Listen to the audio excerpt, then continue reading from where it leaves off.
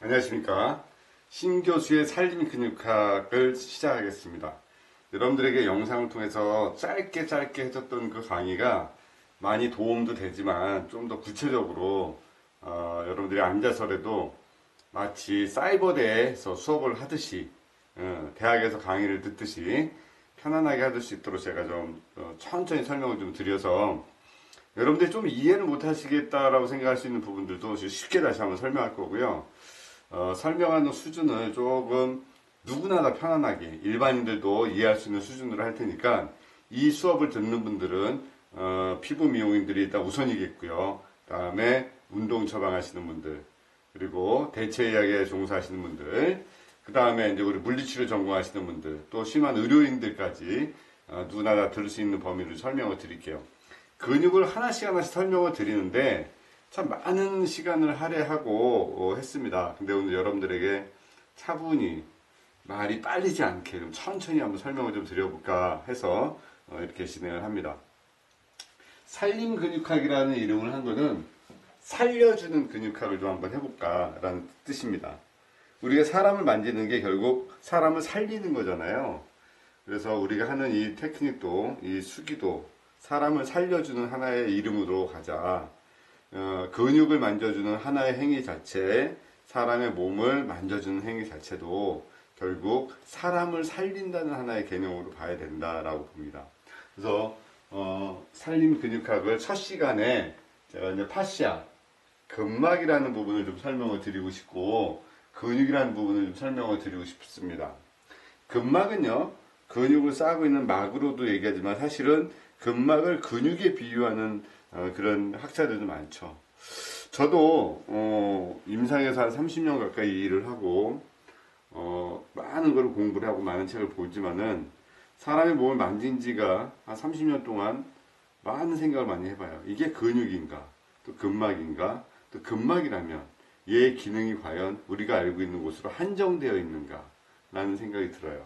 그래서 제가 이제 정리했으면 근막 구축을 제거하는 게 신체 평형 상태를 유지시키는 회복이다. 구축되어 있다는 거죠. 하나하나의 유기체적으로 3차원적으로 거미줄처럼 막 조직이 연결되어 있는데 어떤 조직이 구축이 되어 있거나 굳어 있거나 뭉치면 여기를 위주로 해서 몸에 변형이 올 수도 있고 자세가 틀어질 수도 있고 여기를 변형을 해서 통증이 나타날 수도 있습니다. 그래서 근막, 파시아라는 근막을 해결해주는 그 원인으로는요, 근막 구축을 제거해준다 라고 해서 신체 평형 상태를 회복시키는 것 또는 통증을 제거해서 자세를 교정해준다는 과정으로 봐야 되지 않을까 이렇게 생각을 합니다.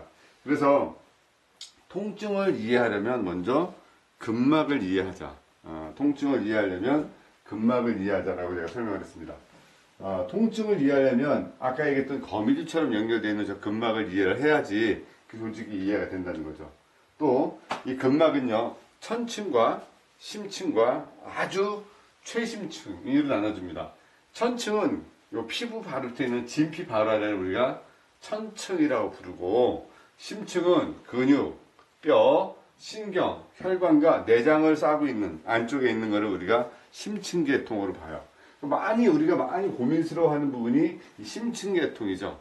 그죠? 그다음 최심층은 저 안에 뇌와 중추신경계를 싸고 있는 두 개 선골과의 그 경막까지 우리가 최심층이라고 얘기를 합니다. 그래서 이제 외상, 어떤 그 질환으로 오는 증상들, 외상 또는 정상적인 중력선에서 벗어나 있는 나쁜 자세들, 또 통증으로 오는 염증. 염증의 개념은요, 여러분들이 좀 개념적으로 좀 틀린데 일반인들이 염증이라고 생각하는 것은 곪고 터지고 피가 나고 찢어지고 이런 부분들을 염증이라고 좀 생각을 해요. 근데 염증의 개념은요, 수기적인 요소에서 염증은 건이 부어있는, 몇 가닥이 부어서 서로 건드리는, 차로 얘기하면 접촉사고가 나는 듯한 그런 현상을 우리는 염증의 개념으로 보게 됩니다. 그래서 그렇게 염증의 개념으로 또 봤던 나쁜 자세, 그 다음에 그런 계통의 조직과 계통의 이상이 와서 근막을 통한 특정 부위의 통증과 변형을 오게 된다는 거죠. 말씀드렸듯이 연결되어 있던 거미줄 같은 것들이 몇 개의 거미줄이 얽히니까 힘의 균형이 깨지니까 이쪽으로 쏠리면서 조직이 딱딱해지고 굳어지고 또 그런 조직에서는 혈액이 원활하게 들어가지 못하고 또 원활하게 나오지 못하는 거죠. 결국 통증이라는 거를 가만히 생각해 보면요. 피가 들어오고 나가지 못하는 상황이 통증이 아닐까라는 생각을 합니다. 나이가 들수록 우리는 스트레칭을 해주라고 합니다. 우리가 급성질환과 만성질환 중에서 만성질환이라는 것은 조직 안에 혈액이 많이 몰려가지 못하는 또 들어가 있는 혈액이 소통을 못하는 그래서 만성질환인 경우에는 운동요법을 병행을 해야지 빨리 낫거든요. 급성적인 질환보다 만성적인 질환은 반드시 어떤 그 관리적인 상황 플러스 엑서사이즈라는 운동이라는 요법이 같이 병행이 돼줘야지 그 상황이 개선이 돼요. 여러분들이 생각하고 있는 이런 근막을 통한 특정 부의 통증과 변형, 디포미티라고 하는 변형들은 우리가 알고 있는 어떤 그 근막의 변형이 관절의 변형까지 오고 그 상황이 오는 거죠. 근데 이제 변형 자체가 여러 가지가 있잖아요. 류마티스 관절에서 오는 류마티스 관절, 류마토이드 아스라이트라고 하는 RA 증상에서 오는 변형하고 정상적인 사람들의 오는 그 관절에서 오는 관절염에서 관절 부음에서 오는 변형이 또 있죠. 그 다음에 근육이 부어서 근육이 땡겨면서 틀어지면서 오는 구조적인 변화의 어떤 그 변형도 있을 거란 말이죠. 그래서 근막을 이해한다는 것은 우리가 통증을 이해한다는 과정 또 근막의 깊이에 따라서 우리가 최심층, 최가장 바깥에 있는 천층과 심층과 저 최심층까지 중간에 있는 이 심층 과정을 바로 이해해야지 그게 이해되지 않을까라고 생각이 듭니다. 그래서 골격계에 제가 오해라고 썼는데 이 골격계라는 거는 뼈하고 뼈가 구조적으로 연결이 되어 있어요. 자, 연결되어 있으면 그림 보면 뼈가 있고 또 뼈가 있어요. 뼈와 뼈를 연결해 주는 것 걔는 인대라고 얘기를 해요. 인대는 딱딱하죠. 근데 뼈하고 근육을 연결하는 것을 텐던 또는 건 또는 힘줄이라고 얘기를 합니다. 이 힘줄은 힘을 쓰는 포인트, 힘을 써서 뭔가 우리 몸에서 발현될 수 있는 포인트를 우리가 힘줄이라고 얘기를 하죠. 근데 골격계들의 오해라고 제가 표현했던 것은 뭐냐면은 뼈들의 집합체가 아닌 연결과 구조의 역할을 좀 해준다라는 거죠. 이 뼈도. 그래서 고객 관리하거나 통증 제거를 요구하거나 아니면 그 사람의 그 자세적인 요소를 해결해서 2차적인 변형을 막아줄 때는 우리가 그 사람의 형태를 봅니다. 자, 눈으로 보여 있는 거는 틀어져 있는 걸 보게 되죠. 자, 저게 근육의 변화일까? 아니면 뼈가 틀어진 걸까? 생각을 하게 돼요. 뼈가 틀어졌다. 자, 뼈가 틀어졌다. 자, 뼈가 틀어졌으면 건도 당겨져 있을 거고, 인대도 당겨져서, 서로 구축이 돼 있을 거고, 그 상태로 근육도 변형이 돼 있을 거고, 근육이 변형이 돼 있으면 혈액도 정맥순환도 또는 그 안에 들어가는 어떤 기능적, 신경적 기능들도 문제가 와 있다는 거죠. 그래서 산림근육학적으로 몸을 살려준다라는 개념을 보면 얘의 그 변형되어 있는 단계를 해결할 수 있는 것은 가장 안쪽에 있는 뼈부터 해결을 해야 되지 않을까. 그러나 그 뼈를 만지기 전에 겉에서 인대부터 건부터 해서 쭉 피부까지, 근육에서 피부까지 오는 이 조직까지 들어가는 과정이 해결돼야지 이게 잡히더라. 그러면은 어디 부분을 풀어줘야지 안에 뼈가 좋아질까? 뼈에 틀어짐이 잡힐까? 물론 모든 기관에는 블러드 프레서, 혈압의 영향에서 피가 들어가고 빠져줘야 되죠.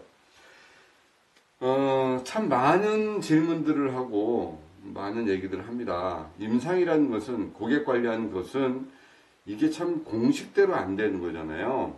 항상 변수가 있는데 고객들이 와서 이렇게 얘기를 합니다. 선생님, 제가 혈압이 올라가고 있습니다. 혈압이 올라가서 머리에 통증도 있고 심장도 심기항진 두근거림도 있고 우리 부모의 가족력도 있습니다. 혈압으로 돌아가신 분도 있습니다. 이런 얘기들 쭉 전해 들으면 우리는 의료인이 아니기 때문에 병원에 일단은 가셔서 정기적인 과정에 걸쳐서 진료를 보기를 권해드리기로 합니다. 자, 호스피탈, 병원의 개념에서 역할에서 해줄 수 있는 역할이 있고요. 우리처럼 고객 관리하는 요 상황에서 교과서적이지는 않지만 고객한테 그래도 임상적으로 설명을 해서 이들에게 심리적인 안정감을 줄 수 있는 요소, 또는 우리 인체에서 방어적인 기질로 나타나는 과정들을 설명을 해서 그게 납득이 되는 수준도 중요하지 않을까라는 생각도 들어요. 자, 그러니까요. 심장에서 피를 내보내요. 심장에서 피를 내보낼 때는 심장의 역할은 모든 구석에 피를 보내는 게 역할인데, 나이가 들거나 어떤 문제가 생기면 조직에 혈액이 여기까지 못 내려오게 되면 심장에서는 자기의 역할을 최선을 다하려고 노력을 하죠. 그러다 보니까 저 조직 안에 피가 들어가게 할 수 있는 방법은 심장의 압력을 높여서 피가 들어가게 하는 거죠. 그러다 보니까 혈압이 높아지는 거거든요. 그럼 과연 혈압이 높아지는 게 물론 나빠지는 거죠. 정상적인 데이터보다는 나빠진다는 건 염증 받는 것도 마찬가지지만 싸운다는 개념이니까 스스로가 이렇게 갔어요. 그러면은 이 사람을 과연 의료적으로 해주지 않고 마사지적인 요소나 혼자 자연치유적인 요소에서 혈압을 좋아질 수 있는 방법이 뭐가 있을까를 고민해 보면 원인을 찾아보게 봤더니 피를 집어넣으려고 했더니 압력이 안 되기 때문에 압력을 높였으면 그 피가 안 들어가는 조직에 피가 들어갈 수 있도록 외부에서 도움을 준다면 이 심장도 압력을 굳이 높이지 않지 않을까라는 거죠. 그래서 몇몇 실험들도 해봤고 몇몇 임상가들이 종아리를 주물렀어요. 그러니까 종아리를 주물러주고 이런 말초 부위를 마사지를 해줬더니 혈압이 떨어지더라는 거죠. 자, 혈압이 떨어지더라는 거예요. 자, 혈압이 떨어지니까 그러면 마사지가 혈압과의 상관관계가 있을까? 있다는 거죠. 많은 분들 중에서 하나가 아기들이 태어나면 엄마들이 등에서 이렇게 마사지를 해줘요. 마사지를 해주면 면역력이 좋아진다라고 얘기합니다. 마사지를 해주면 면역력이 좋아진다. 오, 맞습니다. 일리가 있는 말입니다. 왜냐하면 마사지를 통해서 혈액순환의 그 속도와 흐름이 원활해진다면 그 또한 면역력이 좋아지는 하나의 과정이라는 거죠. 여러분들이요, 이런 것들을 이해하면서 이제 봅니다. 지금 얘기했던 부분에 골격이 틀어졌어요. 골격이 틀어져서 건과, 그러니까 텐던과 리가멘트와 머슬, 근육들이 인대와 건과 모든 근육이 같이 굳어져 있어요. 그럼 거기 피가 들어가고 그 다음에 잘 이렇게 손으로 발라줘야 되겠죠. 그래서 손으로 해서 마사지를 해줍니다. 때로는 눌러서 비비기도 하고, 때로는 뜯어주는 마사지도 하고, 때로는 들어서 놔주면서 마사지를 해주죠. 그런 과정들에서 피가 들어가기 시작하면 안정적인 요소가 되고, 그리고 오래된 만성적인 요통이나 만성적인 통증들은 거기에 반드시 운동적인 요소를 가미해서 스트레칭의 개념을 넣어주면 그 조직의 균형이 맞춰지게 되죠. 근데 하나는 여기서 이제 문제는 뭐냐면은 피가 들어갔다고 그렇다고 몸이 원래대로 돌아오느냐? 그건 또 아니라는 거예요. 왜냐하면 뇌가 그래비티 라인 안에 중력선 안에 들어와 있었던 그 모습을 정상이라고 인지를 했던 타이밍이 있었어요. 근데 얘가 3주 이상을 틀어져 있는 자세를 유지하게 되면 뇌에서는 그 상황을 틀어져 있는 상황을 우리가 어브노멀이라고 하잖아요. 비정상을 어브노멀을 얘를 뇌는 노멀로 인지를 해버려요. 그러니까 노멀로 인지했다가 그러면 이 상황을 하루아침에 이렇게 잡아줬다고 뇌가 이거를 노멀로 인지하냐고? 아니요. 이 어브노멀이 노멀로 인지됐기 때문에 지금 정상적인 노멀이라고 하는 그 자리를 다시 노멀로, 어브노멀이 아닌 노멀로 인지하려면 또 3주 이상의 시간이 걸려요.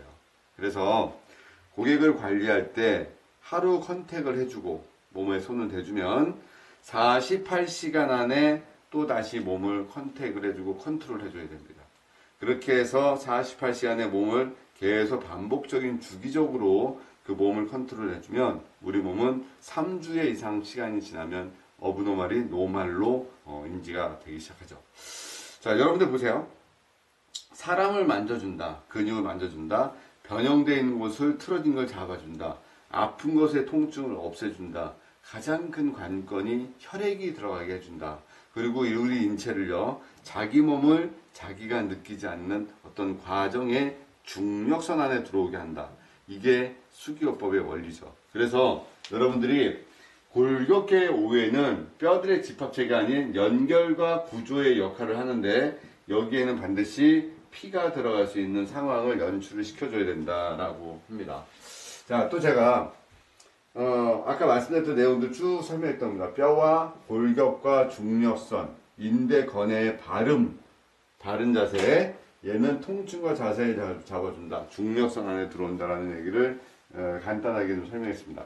근막을요, 해부해서 보면 뭐 안에 그물처럼 연결되어 있다. 그 근육을 싸고 있는 막이 또 막이 연결되어 있고, 이 근막끼리 뭉쳐서 오는 통증을 우리는 근막 통증 증후군이라고 한다. 그래서 이 근막과 근막이 뭉쳐 있는 부분을 마사지로 뜯어야 된다. 그런 조직은 병원에 가면 거기다가 인젝션 주사를 넣어가지고 그 부분을 떨어뜨려서 통증을 케어한다. 참 많은 얘기들을 포커스를 근막에다 두고 설명을 되게 많이 합니다. 그래서 한의원에 가면 우리 한의사 선생님들은, 원장님들은 그 사이에다가 침을 넣어서 MPS 개념으로 TP점, 통증점을 깨서 거기를 떨어뜨려주는 역할도 해주고, 또 어떤 한계점까지 늘려서 우리 몸에서 가동 범위의 부분을 충분히 있고 근육에서 통증이 오는 페인 포인트를 넘어서 한번 갔다 오면 거기가 우리가 관리하는 사람들끼리 얘기하는 속어로 깨졌다. 그 부위를 깨트려 놔야지 다시 증상이 해결된다라는 거죠. 그런 개념에서 자꾸 근막의 개념을 놓고 통증의 개념을 다시 설명합니다. 그래서 신교수가 제가 오늘 여러분들에게 이 근막에 대한 설명은 그리 깊게 안 하고요. 우리 중에서 천층, 심층, 최심층 중에서 우리가 맞닥뜨리는 이 심층이 근육과 뼈와 신경과 혈관의 개념으로 좀 봐줘야 되지 않을까 생각합니다. 가만히 있어서 아파요. 이거는 신경계통의 통증이라고 표현을 하고요. 움직이면 아파요. 근육이에요. 근데 움직여도 아프고요. 가만히 있어도 아파요. 그럼 근육과 신경계의 어떤 문제의 레벨이 같이 차원이 높아진 거잖아요. 자, 그렇다면 이분이 해결할 수 있는 부분이 뭐냐면 통증을 줄여줘야지 자세적으로 돌아온다. 1번. 2번은 자세가 돌아와야지 통증이 줄어든다. 어느 하나도 맞다고 틀렸다 말할 수 없습니다. 그러나 어떤 자세에 더 많은 혈액순환이 되느냐가 중요한 거예요. 혈액순환이 되게끔 잡아준 다음에 뇌에서 인지할 수 있는 시간만큼의 충분한 시간을 줘야 됩니다. 그게 일주일이 아니고 2주가 아니라 3주라는 시간을 줘야 돼요. 고객과의 소통 시간 중에서 내가 오늘 이 사람의 몸을 한 번에 만져서 한 번에 좋아지게 한다라는 것은 거의 불가능하다고 보시면 돼요. 단언컨대 저도 30년 동안 임상을 하고 있는 입장이고 수없이 많은 고객을 관리했지만 한 번에 좋아지는 케이스는 분명히 있습니다만, 그게 또 시간이 지나면 아까 왔던 통증을 케어했던 틀어졌던 그 자세의 전으로 다시 일정 시간 이후에는 돌아간다는 거예요. 그래서 다시 돌아오기 때문에 48시간 안에 그 사람 몸을 다시 케어해서 이 상태로 다시 데려오는 거를 48시간의 그 테크닉을 계속 3주 이상 해야 된다는 게 그 기본이라는 거죠. 자, 이제 근육의 중요성을 좀 설명을 드리겠습니다. 머슬이라고 표현합니다. 머슬이라고 표현을 하고, 우리 인체의 약 70%가 근육입니다. 우리 인체의 근육의 70%고 수의근과 불수의근이 있어요. 내가 움직일 수 있다는 의지를 가지고 움직이는 근육이 있고, 내가 의지와 상관없이 움직여주는 근육이 있죠. 근데 수의근의 근육이 약 40%입니다. 약 40%의 수의근들, 내가 움직여서 움직이는 거죠. 그렇다면 여러분들이 우리 인체 근육량이 전체의 약 70%라고 한다면 상당히 중요한 거죠. 근육의 역할을요, 예전에는 이렇게 얘기를 했었어요. 예전에는 신경이 지배하는 하나의 어떤 그 구조적인 모습의 한 포인트로만 봤다는 거죠. 그냥 근육을 그냥 신경이 지배해주는 하나의 포인트의 모습으로 봤기 때문에 아, 그렇구나 라고 봤는데, 지금은 신경이 지배를 해주지만 근육의 신경의 그러니까 근육이 품고 있다라고 표현을 해요. 옛날에는 근육을 신경이 지배하는 하나의 어떤 덩어리를 던져놨는데, 지금은 우리가 근육이 신경과 혈관을 품고 있다고 단계로 인정을 해야지 이게 해결이 돼요. 답이. 제가 오프라인 수업에서도 상당히 많은 얘기를 해드리죠. 심장에서 피가 나갑니다. 영양분과 산소를 가지고 전신을 딱 품고 모세혈관을 통해서 나가는 우리는 이 혈관을 동맥이라고 부르고요. 다시 차분히 심장 안으로 들어가는 혈관을 우리는 정맥이라고 부르죠. 자, 정맥에는 동맥은 심장의 박동에 의해서 피가 전신으로 들어가는 뻗어지는데 정맥은 혈관 안에 판막이 있습니다. 판막이 있어서 피가 올라가면 이 판막이 닫히면서 피를 올립니다.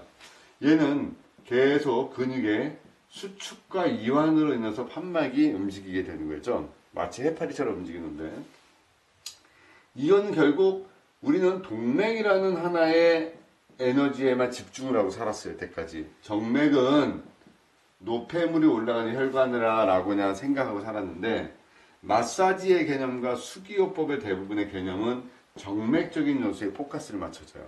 왜냐하면 심부에 있는 거를 격양되게 만지거나 고통스럽게 만지질 않고 피부를 통해서 심층에 있는 근육계통을 우리는 마사지를 해주면 정맥의 순환이 되면서 결국 동맥의 속도가 빨라져서 혈액순환이 원활하게 된다는 거죠. 그래서 이렇게 정맥의 순환에 관여하는 그게 무엇이느냐, 정맥의 영향에 가장 크게 영향을 주는 게 뭐냐라고 했더니 그게 근육이라는 거죠. 근육이라는 거예요. 그래서 근육이라고 봤을 때 체중의 70%가 근육이고 수의근이 40%라고 설명했던 신경과 혈관을 품고 있는 단계로 인식이 되어 있다는 거죠.